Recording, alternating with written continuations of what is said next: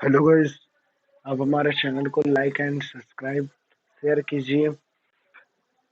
हम आज मैथ के सभी इम्पोर्टेंट क्वेश्चन के बारे में चर्चा करते हैं।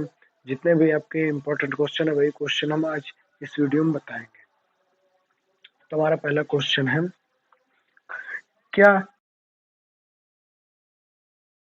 क्या एक ऐसी आम की बगिया बनाना संभव है जिसकी लंबाई चौड़ाई से दोगुनी हो और उसका क्षेत्रफल 800 मीटर स्क्वायर हो? यदि है तो उसकी लंबाई और चौड़ाई ज्ञात कीजिए। तो यदि प्रश्न की बात करते हैं, हमारा प्रश्न हमेशा पूछा जाता है वो विकल्पी में। तो इस प्रश्न की ओर चर्चा करते हुए अब क्वेश्चन को हल करते हैं। तो सबसे पहले बोला गया, क्या एक ऐसी आम की बगिया बनाना संभव है जिसकी लंबाई चौड़ाई से दुगने हो और क्षेत्रफल, तो अगर यदि हम मान लेते हैं जो हमारी लंबाई है किसकी चौड़ाई की कितनी होनी चाहिए, दुगने, तो हमारा सबसे पहले माना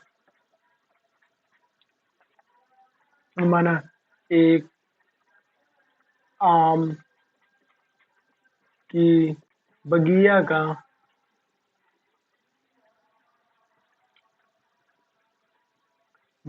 की चौड़ाई x, तो लंबाई हमारी क्या कह रहे हैं, हमारा बोला गया है प्रश्न में, कह रहा है लंबाई चौड़ाई से दुगने है। तो जो हमारी लंबाई है, जो लंबाई है हमारी, वो चौड़ाई से कितनी है, दुगनी है, तो 2x। तो उसमें फिर प्रश्न में बोला गया है जबकि बगिया का क्षेत्रफल, तो यदि बगिया का क्षेत्रफल की बात करें, बगिया का क्षेत्रफल हमारा 800 मीटर स्क्वायर दिया है। तो हमारा सबसे पहले ये बताइए, अगर आम की कोई बगिया है तो किस कार की है, आयताकार की, आयत के आकार की है। तो आयत का क्षेत्रफल हमारा क्या होता है, जो हमारी लंबाई सेम होती है और चौड़ाई चौड़ाई सेम होती है, आयताकार भाग होती है, ऐसा। ठीक, तो हमारा क्या हुआ, तो यहाँ पे सबसे पहले बगिया का क्षेत्रफल हमारा क्या होगा, लंबाई गुणे चौड़ाई, तो हमारा कितना हो जाएगा, बगिया का क्षेत्रफल बराबर कितना, लंबाई गुणे चौड़ाई।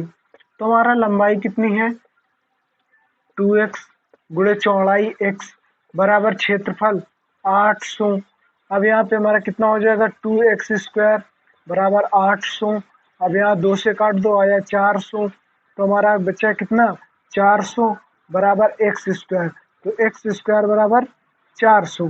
अब यहाँ वर्ग घटाओ तो यहाँ प्लस माइनस का कितना आ गया, 400 रूट के अंदर, तो यहाँ वर्गमूल लोगे तो तुम्हारा कितना आ जाएगा, प्लस माइनस का 20। तो यहाँ पे हमारा मान लो हमने बताया था मान्य और अमान्य, तुम्हारा प्लस वाला क्या हो जाएगा, मान्य। तो यहाँ पे हम लिख सकते हैं x बराबर 20, x बराबर -20, तो हमारा कौन मान्य होगा, ये वाला। अब हमें रखना कहाँ है, यहाँ पे। तो हमारा लंबाई कितनी हो जाएगी, लंबाई हमारी 2x है, तो यहाँ पे कितना आ जाएगा, x का मान 20 है, तो 2 गुणे 20 कितना हो गया, 40। तो हमारी लंबाई जो आई थी हमारी, वो कितनी आई, 40। तो हमारी लंबाई 40 प्राप्त हुई, चौड़ाई हमारी कितनी है, 20। तो ये हमारा जो है माइनस वाला, ये हमारा नहीं माना जाएगा, तो हमें प्लस वाले को मानना है। तो हमारा आंसर प्राप्त हो गया। इस क्वेश्चन को ध्यान में रखिए, यह प्रश्न हमेशा बहुविकल्पी की दृष्टि में आता है।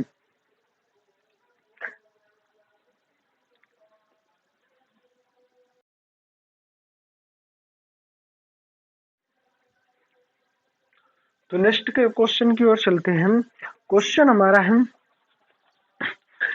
एक समकोण त्रिभुज, तो एक समकोण त्रिभुज की ऊंचाई, तो हमारा ये एक समकोण त्रिभुज हो गए।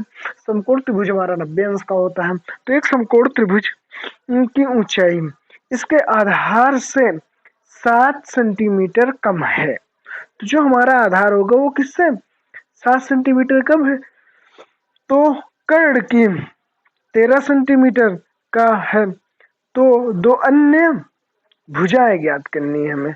तो यदि हमारा कर्ण 13 सेंटीमीटर है तो हमें दो भुजाएं ज्ञात करनी है। तो यदि हम मान लेते हैं, ठीक, बोला गया हमारा प्रश्न, जो त्रिभुज की ऊंचाई इसके आधार से कितना 7 सेंटीमीटर कम है।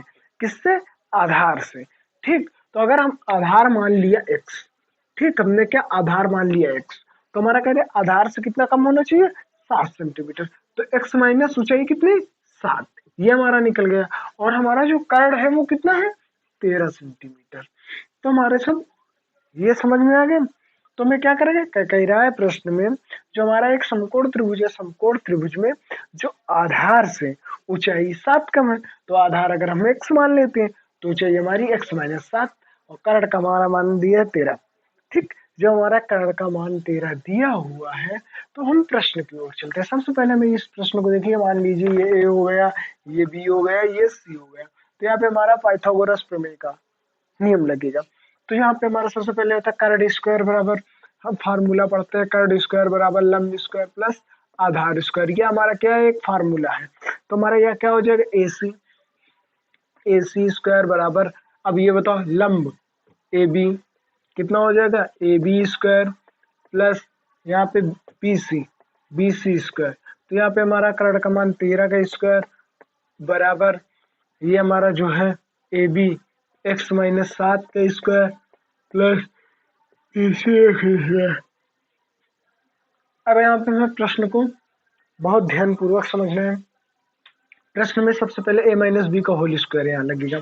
हमने पढ़ा होगा एक a माइनस बी का होल स्क्वायर हमारा होता है a square plus B square minus 2ab।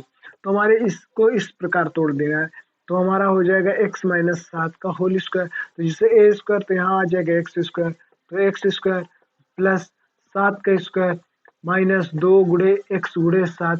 तो हमारा a का मान तो x था, b की जगह पर 7, b का मान 7 था, तो यहाँ a की जगह x, b की जगह 7, एक 2 है तो 2, a की जगह पे x, b की जगह 7।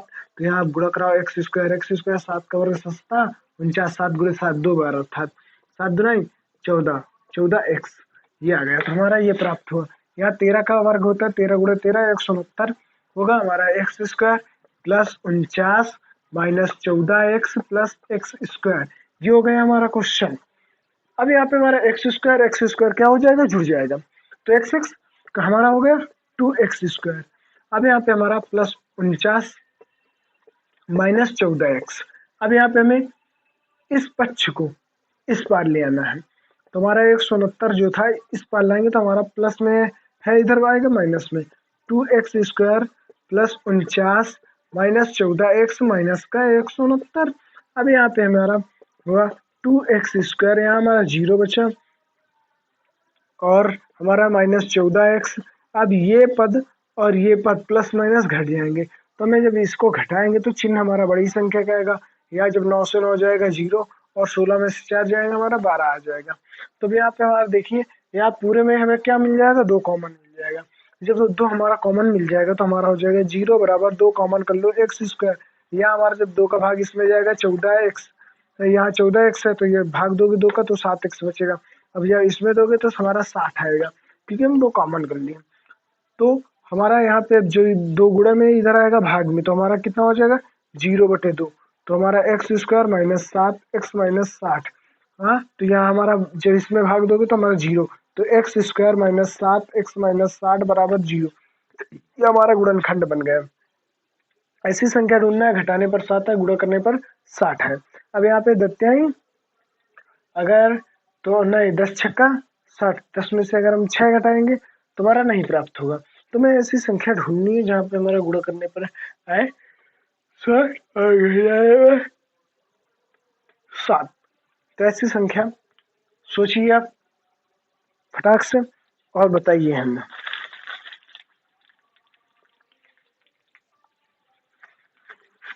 और क्वेश्चन नोट कर लीजिए, बाकी हम आगे फिर प्रश्न की ओर चलते हैं।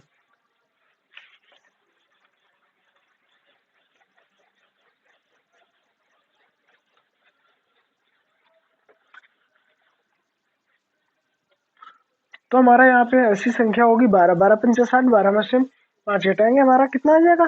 7। ओके, तो हमारा ये हुआ एक्स स्क्वायर माइनस एक्स बाहर होगा 12 माइनस 5, तो हमारा कितना आ जाएगा? 12 में से 5 गए 7। और यहाँ पे 12 पंचा 60 भी होता है, -60 बराबर 0। गुणनखंड हाल फिलहाल सभी बच्चों को आना चाहिए क्योंकि ये सबसे सरल चीज है। तो एक्स स्क्वायर और इसका इसमें गुणा करो -12x, अब जब इसमें करोगे माइनस माइनस प्लस 5x -60 बराबर 0। तो यहाँ पे हमारा कॉमन कीजिए x माइनस मतलब वो सॉरी x और x हमारे हो गए, एक बाहर एक अंदर, और यहाँ हमारा 12 बचेगा और यहाँ पे हमारा +5 कॉमन हो जाएगा इनमें से, तो x -12 बराबर 0। तो ये हमारा 0 हो गया। अब यहाँ पे दोनों सेम कंडीशन है, x -12 और यहाँ पे हमारा x +5 एक में हो गया बराबर 0। अब यहाँ पे हम अलग अलग पक्ष कर लेते हैं तो ये दोनों का। अब यहाँ जो हमारा प्लस में है उस पर हमारा माइनस में चला जाएगा, तो ये हमारा अमान्य हो गया, और जो हमारा माइनस में है वो हमारा प्लस में चला गया, ये मान्य हो गए। तो इस पद को उठा के हम यहाँ रखेंगे। हमारा कितना मान था, x -7, तो x का मान 12 है, 12 में 7 घटा दो, हमारा 5 आंसर प्राप्त ये हो गया। यहाँ पे हमारा 12 आंसर हो गए। तो अर्थात हमारी जो तो आधार की भुजा है वो हमारी कितनी प्राप्त हुई, 12, और जो हमारी लंब की भुजा है वो हमारी कितनी प्राप्त हुई, 5। तो प्रश्न को कोई कठिन नहीं है। सबसे पहले अगर जब हम मानेंगे तो मानते समय यहाँ हम लिख सकते हैं माना आधार x, तो हमने आधार x मान लेंगे तो उस हिसाब से हमारा चलते चला आएगा क्वेश्चन। तो हमारा आधार 12 प्राप्त हुआ और जो हमारा लंब था 5 प्राप्त हुआ। तो क्वेश्चन को ध्यान से समझिए और वीडियो को शेयर भी कीजिए।